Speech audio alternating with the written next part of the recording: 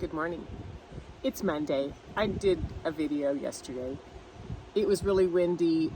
I'd forgotten my notes. It was an interesting process. Needless to say, I tried to load it 3 different times, and finally I just muscle tested and said, is it in my highest interest to post this video? And I was like, no. So here I am Monday doing the Sunday video and back on the middle fork of the Flathead River down by the rocks. So today I want to talk about harnessing flares and energy so that we can launch into something else, because we are definitely launching, right?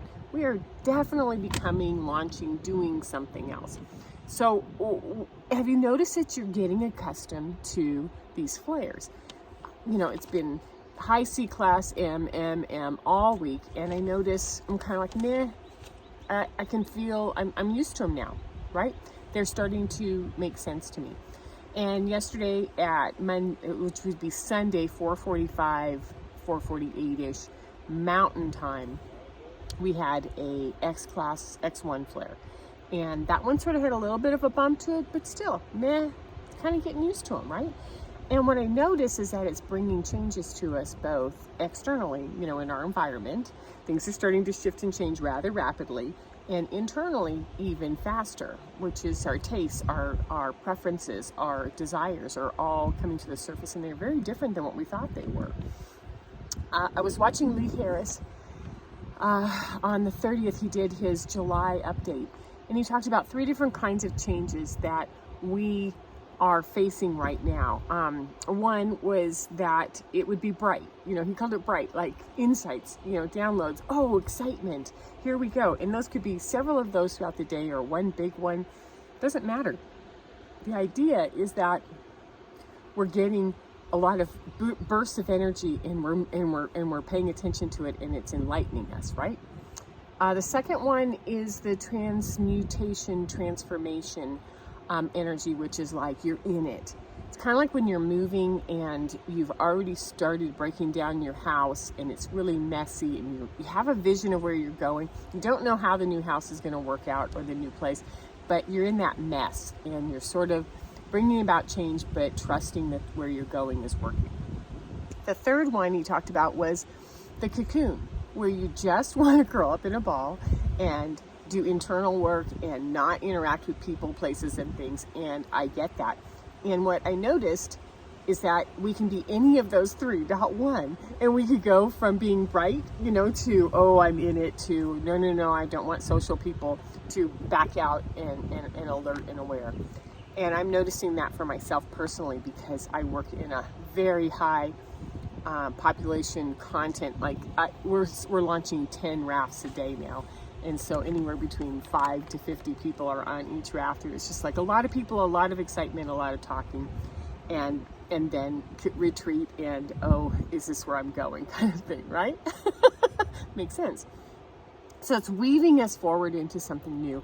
And then there are 2 astrological events that I want to make sure that we put on this today, because it's really important.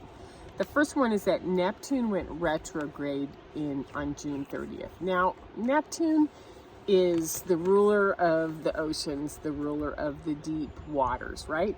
So our intuition, our dreams, our longings are going to be up. And when we pull back, it's sort of like when Neptune goes retrograde, it's like I'm out there, and then now I'm going to pull in and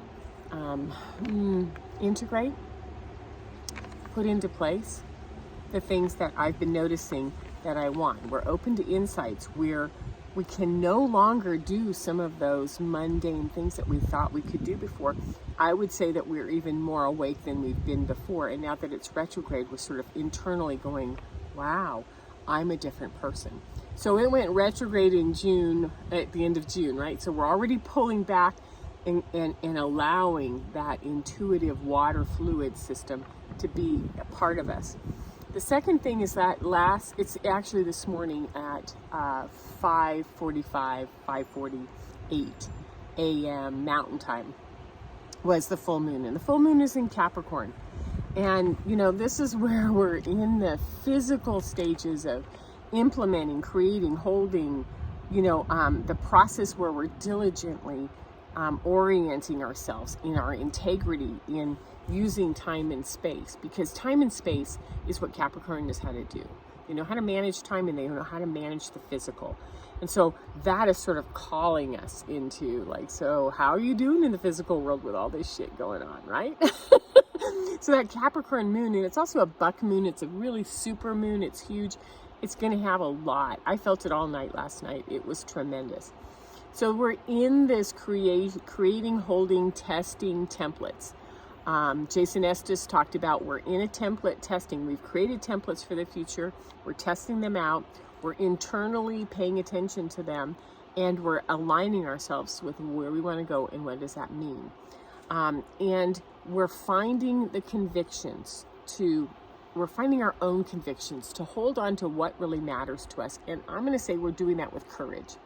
There's a lot of courage showing up that hasn't been here before, that I want to really make sure that we honor that courage is happening. Now, I get an email about once a month or once every 2 months from Deborah O'Connor. She's my astrologist, and she has this poetic, beautiful view. She's also an artist, and it's just wonderful. She sent a Mary Oliver poem to reflect what might be going on with this Capricorn full moon. And so, I thought I'd read you the poem. To live in this world, you must be able to do 3 things. To love what is mortal. To love what is mortal. To love what is physically in front of us, right? To hold it against your bones, knowing that your own life depends on it. So embracing and embodying in every form, being physical. And when the time comes to let it go, which is, it's not yours to hold or to manage or to own. It's yours to experience and to be in and to play with, which is what Capricorn knows how to do so well, right? So this seems to be the time that we need courage. We need to be impeccable warriors, and we need to find our own longings and our own convictions, and we need to face the adversity of like, what if I'm really different than everybody else, and what I like isn't what anybody else around me likes. And we have to do it with self-possession and sovereignty, which is my field, my body, my experience is what matters. And if I compromise this, then that is my choice at all times.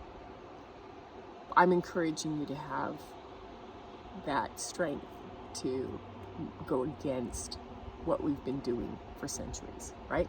To go beyond the mundane, to go beyond our parents, to go beyond our children, our partner, our mate, beyond the family that we've created, the systems that we belong to, school, job, and all of those external tracks, because I think that those are the things that we have learned over the last 100, 200, 2,000 years that keep us locked in to life that isn't what we're here to do. So we want to allow ourselves to believe that all of this weird stuff that's going on, all of these flares, all of this energy, all of this update is here, and it has a purpose, and the purpose is actually pretty cool, right? So I have 5 tips for you today, and I'll go through them, and let's see what comes up, right? So number 1, notice where your attention is. Whether it's, your head is down and you're paying attention to news and the problems and the fears and the, oh my God, what about the money? What about the fires in Canada? What about this? What about that? And you're going into judgment and you're in fear. Or you can lift up your attention and you could go, wow, there's new perspectives, there's new ideas, there's new opportunities around me. And so change, we know, is messy, and it brings up all sorts of emotions and sometimes fears and hurts and sadness. And so we can sink down into it and go, oh no, this is hard. Or we can put our head up and go, this is exciting. Pay attention to, is your head up or your head down? Number 1, head up or head down. Number 2, this is an individual job. Bottom line, it's your process, it's your path. And it's going to be really different than the other people around you. And so now's the time to trust your path, to trust our own communication skills, to be able to say, I love you. This is what I want to do, and I'm going to implement as much of this as I can, if not all of it. And I'd love it if you were there to cheer me on, to come with me, whatever, because we want to use our abilities to collaborate and co-design and co-create these kinds of freedoms that we're looking for, and freedoms from the old paradigms and the old mundane tracks. So number 2 is this is an individual job, and you aren't going to be able to bring everybody with you. Number 3, create. I don't know how many times to say it. Ask for what you want, speak it, write it, bring it into existence, manifest it. Use this Capricorn manifesting energy, because now's the time to trust your skills, your intuition, your insights, to trust them and go, yes, that's where I'm going. Yes, this is what I want to do. Number 4, to be gentle with those who are not in alignment with your decisions or with your desires for them. So I was sitting at the table talking to about 5 of the rafting guides, and they're all taking the summer off to do this, to go back to college. And the consensus at the table was, I feel freer and happier out here on the river than I have in my whole life, and I don't want to go back to college. And I was like, wow, that's a tough one, because who said you had to go back to college, and who said you had to go back to college now? Like, if you need to take a break, take a break. Go find out why you're in college, what you're doing it for. Now, these conversations are not going to go over really well with mom and dad at home, right? Or the parents at home. Because kids choosing a different path for their career, or a different path in their marriages, or our marriages aren't going to grow together. We're going to see our friends and our relatives and the people we love dearly that can't grow together. We're going to see work becoming too restrictive and too structured, and we need some freedoms over that. And even, financially, the financial overhead or the commitment to pay as much as we're paying in order to have the lifestyle we want may not be desirable anymore. So we may not need to work that hard in order to create it. So be gentle when these things that are not in alignment with where we want to go start to change, right? And number 5, to be compassionate for everybody, because some change is terrifying. Change is absolutely terrifying to most of us. Not for me. I personally love change. I get excited. I get really into like new friends, new places, new challenges, new perspectives. But that's not everybody, right? And we know that change can bring up anger. It can bring up blame. It can bring up fighting and arguing. And it can also... we can also compromise constantly and go back into codependent behavior, which is, he's not happy if I do this, she's not happy if I do this, so I'm just going to wait it out. And I'll wait till the kids are out of school. I'm going to wait until he gets a promotion, she gets this, we have another baby.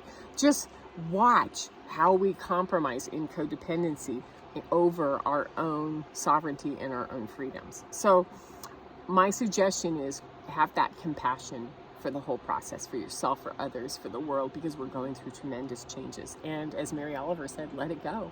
To know when to let it go and to let it go with love. That's what we're doing right now. So thank you for watching this, and I will see you next week. I keep wanting to move around a bit and find other parts of Montana, but I just love this spot on the rocks so much. So who knows where I'll be next week. Take care.